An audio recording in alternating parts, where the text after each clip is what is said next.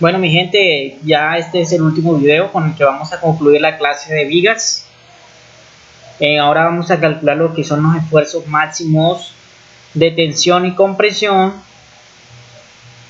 Entonces, el primer paso que se debe tener en cuenta es la geometría que tiene el área transversal de esa viga, es decir, la vista de frente a la punta en A, o sea, el recuadro en A, la área transversal es esta y tiene estas dimensiones: 6 centímetros de la parte de arriba, 10 centímetros en la parte inferior y 14 centímetros de altura.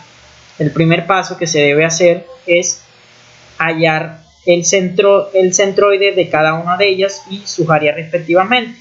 Entonces, con mi hoja en Excel, voy a cerrar un segundo aquí. Vemos que cuando voy a llamar área 1 el triángulo que está al lado izquierdo, área 2 el rectángulo central y área 3 el triángulo que está al lado derecho. Como es una figura totalmente simétrica, el triángulo que está del lado izquierdo es igual al triángulo que se encuentra al lado derecho. Con base, si de arriba hay 6 centímetros, la diferencia de 6 a 10 son 4 centímetros. Es decir, que a cada triángulo de base le corresponde 2 centímetros para hallar sus áreas.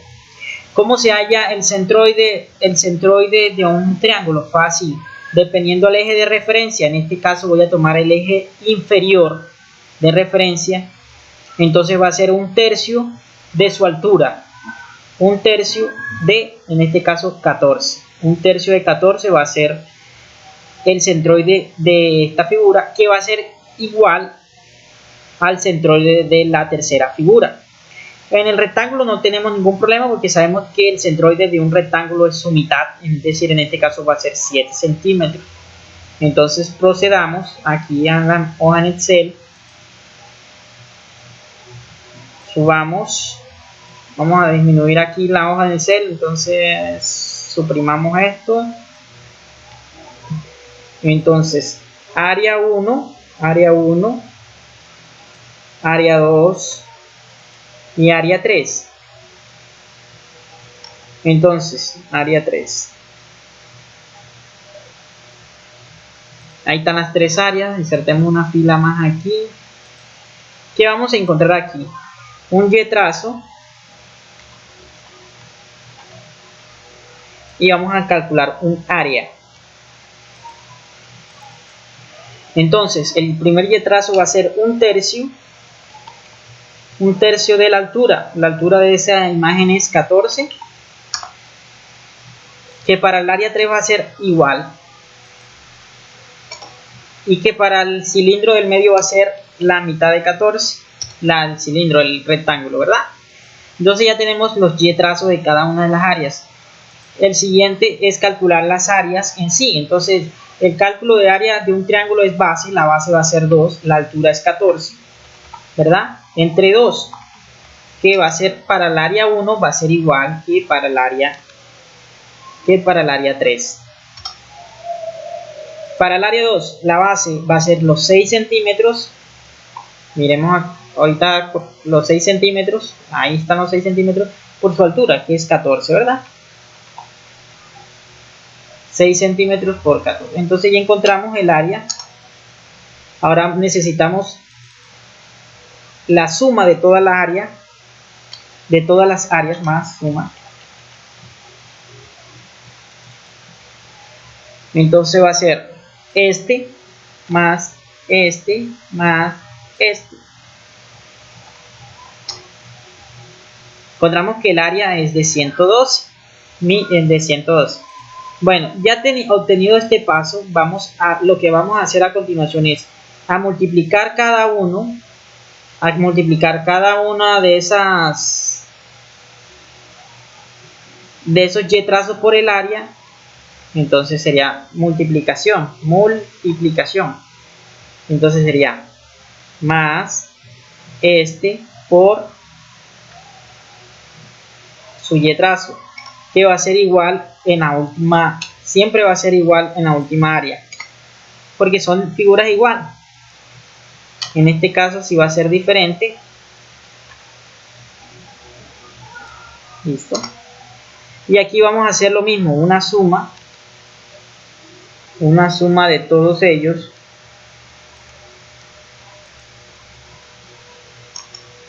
Y entonces ahora sí calculemos el y trazo. El y trazo va a ser igual al valor de las multiplicaciones dividido en el área total. Este va a ser el y trazo de la figura. Aquí tenemos el y trazo de la figura, es decir, que se ubica 6.41, el centroide. La mitad es 7, tiene que estar un poquito abajo de por aquí más o menos, porque tiene razón, tiene más área del lado de abajo que del lado de arriba. Tiene toda la razón que el centroide sea por abajo del centro del rectángulo. Tiene todo el sentido del mundo. ¿Cuál es el siguiente paso? Ya hallamos el centroide de nuestra figura, de nuestra área. El siguiente paso es calcular los momentos de inercia, que son 3. Inercia 1, bueno, la inercia para cada una de las áreas, inercias. Es muy fácil. De un triángulo es, ya les digo, déjenme ver acá mi cuaderno de apuntes que no recuerdo bien. Creo que es un 36avo, exacto. Es un 36avo. De la base por la altura al cubo, sí. Entonces los momentos de inercia en un triángulo son un 36avo. ¿Cuál es la base del triángulo? Pues obviamente la base es 2. La base es 2. La base es 2. 36avo de 2. Por la altura. ¿Cuánto es la altura? La altura del triángulo es 14. Pero ese 14 va elevado al cubo. Y por último le vamos a sumar el área que se calculó inicialmente. En este caso el área es 14, ¿verdad? Multiplicado por la diferencia que hay entre el centroide de esa área 1 con el centroide original. Hay que tener en cuenta cuál es mayor. Entonces en este caso es mayor el centroide original, lo vamos a poner de primero, menos el centroide del área que estamos trabajando. Y ese centroide del área lo vamos a elevar al cuadrado. Espero no se me confundan esta fórmula. La forma es un 36avo de la base del triángulo por la altura del triángulo al cubo, más su área del triángulo multiplicado por la diferencia que hay entre el centroide de esa figura y el centroide que calculamos, el centroide general. Siempre se debe tener en cuenta que se van a manejar valores absolutos en esta diferencia. Es decir, que vamos a poner, en el caso que sea el centroide mayor de primero y el centroide secundario, digamos así, de segundo. Aquí me dice que referencia, o sea, que le dé más espacio, creo que, no, me quedó mal la fórmula entonces. Vamos a ver dónde está el error. No debí, yo creo, utilizar esos corchetes. Voy a quitarlos, a ver dónde. Un 36avo de la. Voy a quitar los corchetes, a ver.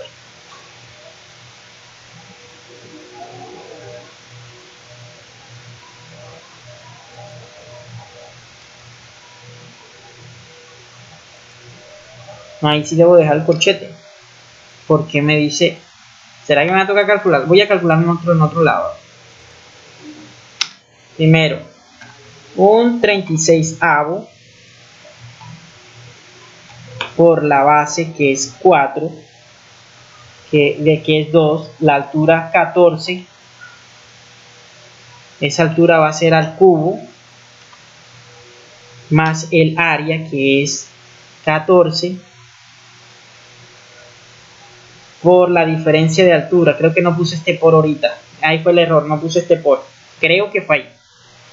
6 menos 4 elevado al cuadrado. Ahora sí me dio el valor. Dejémoslo aquí donde lo quería hacer. Y como sabemos, ese valor va a ser igual al momento de inercia 3, porque es la misma figura. Siempre va a ser ese momento de inercia.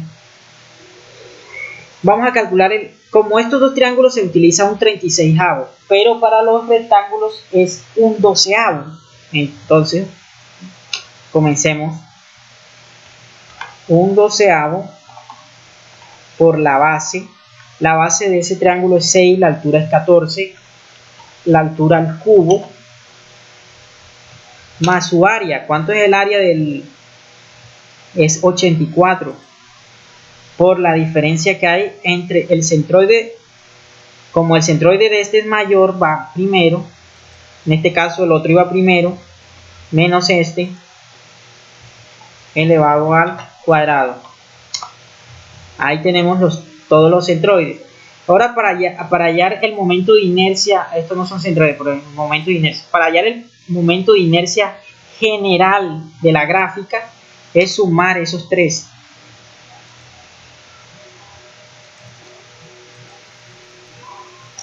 Y tenemos el momento de inercia final. Ahora hay que tener algo muy en cuenta. Estas unidades que manejamos, pues la figura que nos las da está en centímetros, centímetros, centímetros. Es decir, que en el gráfico, que aquí en esta información tenemos es en centímetros, y estos centímetros aquí están, ¿en qué unidad están? A la 4.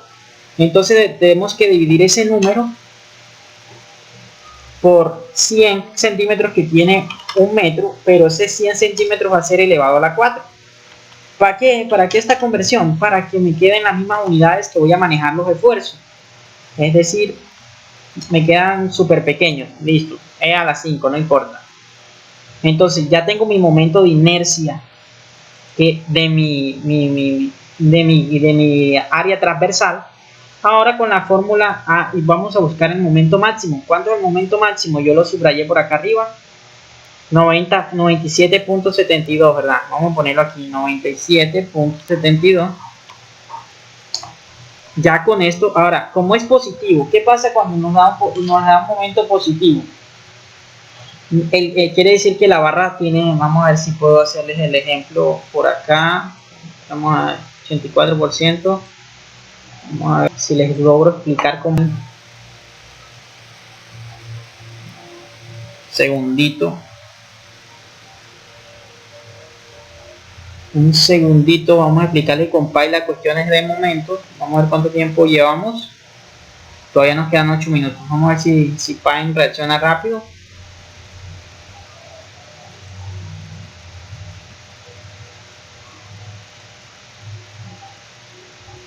Bueno, entonces les explico. Cuando el momento da positivo, miren el cursor. Ya abrió aquí. Vamos a ver. Ya abrieron dos. Cuando uno necesita uno no abre. Bueno, vamos a hacer aquí algo así.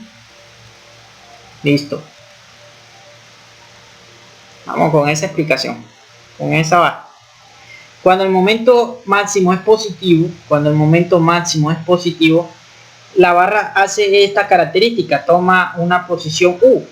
Es decir, que de este lado vamos a tener esfuerzos de compresión. ¿Sí, verdad? Compresión. Está comprimida porque obviamente la barra aquí que es la normal y se va a comprimir, y de este lado va a haber tensión. En los gráficos donde el momento máximo da negativo, pues sencillamente la gráfica se va a invertir, ya no va a quedar en forma de U sino en forma de N. Explicado ya esto, entonces vamos a hallar los esfuerzos máximos de tensión y los esfuerzos máximos de compresión. Entonces esfuerzo máximo, vamos a poner esfuerzo máximo de, vamos a hallar tensión primero. ¿Listo? Tensión. Listo.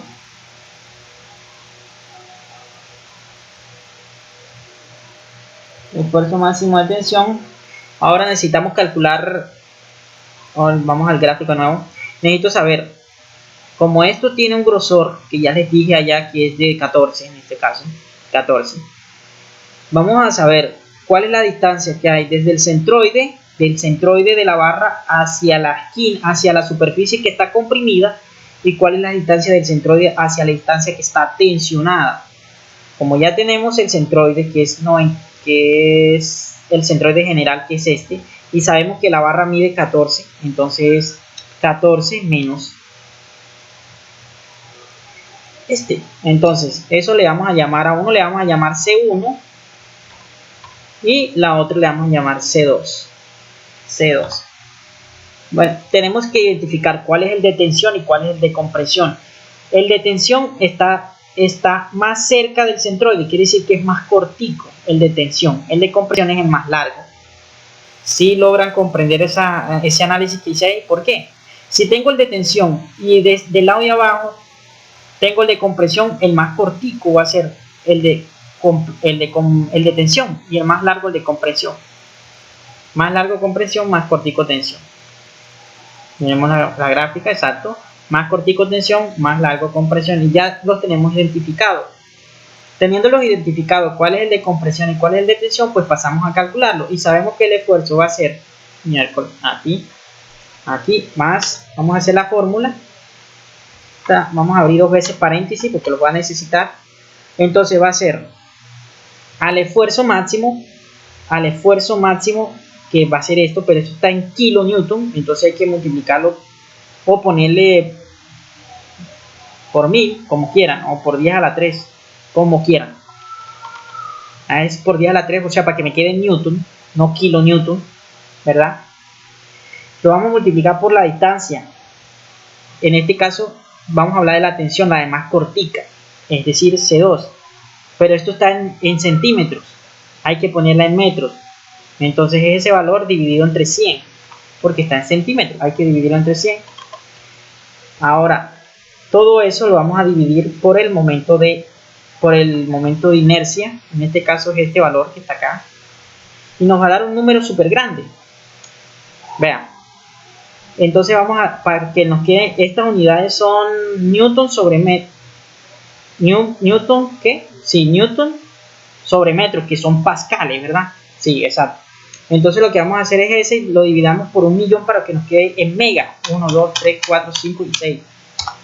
Exacto, y decimos que eso es de 350 megapascales. Entonces el esfuerzo máximo de tensión es igual a 350 megapascales. Ahora el esfuerzo máximo de compresión va a ser igual, solamente que vamos a variar. Es más, yo voy a copiar esta fórmula acá. Y solamente voy a... no me copió, fue todo lo... Voy a cambiar en el C. Ya utilicé el más cortico, ahora para compresión voy a utilizar el más largo. Vuelve y juega. Abro paréntesis. El momento máximo va a ser 97 por 1000, porque está en newton para convertirlo, está en kilonewton para convertirlo en newton. Va a ser la distancia en metros. Entonces tengo esta entre 100 para que me queden metros. Todo eso lo divido entre este hombre que está acá y me va a dar este valor, lo divido entre 1000 para que me dé en mega, y ya sé que son 400. Es decir que es más posible que la barra se rompa por esfuerzos de tensión. Pero como sabemos, depende de los materiales, hay muchos materiales que resisten más lo que es la cuestión de las compresiones que las tensiones. Y generalmente, ¿por qué se da ese fenómeno? Porque cuando tú comprimes un elemento, cuando lo comprimes, estás sometiendo a ese esfuerzo toda la barra, toda completamente. Miremos el gráfico. Si tú aplicas una fuerza en este punto y en este punto, vamos a darle tú como aplicas dos fuerzas en este punto, estás sometiendo todo el área del bar, toda el área de la barra la estás sometiendo a un esfuerzo, absolutamente toda la barra. ¿Qué pasa cuando tú aplicas una fuerza contraria, o sea, tensionante? Vamos a ver. Cuando tú aplicas una fuerza tensionante, más o menos así. Cuando tú aplicas una fuerza tensionante, realmente la parte donde se va a dañar la barra va a ser en el punto donde está agarrada. Si tú te imaginas estirando una cabulla con los dedos, ¿cuáles son los puntos que van a sufrir? Tus dedos, porque son los que tienen contacto directamente con la barra, ¿verdad? Sucede lo mismo. realmente no vas a poner a prueba toda la resistencia de la barra, solamente estás poniendo en prueba son esos puntos donde tiene sujeto la misma. Es por ello que los materiales tienden a resistir más la compresión que resistir la misma tensión. Bueno, espero te haya gustado las explicaciones, y si me quieren otro video con áreas diferentes que no sean un rectángulo y con más áreas o ejercicio más complejo que este, pues solamente es pedírmelo en los comentarios. Yo con mucho gusto sacaré mi tiempo y haré una serie de videos iguales a esto para poder, y aquí apenas estoy publicando el segundo video para poder explicarles de forma más detallada y concisa cómo se hacen estos procedimientos. Bueno, los espero en una próxima ocasión. Feliz tarde.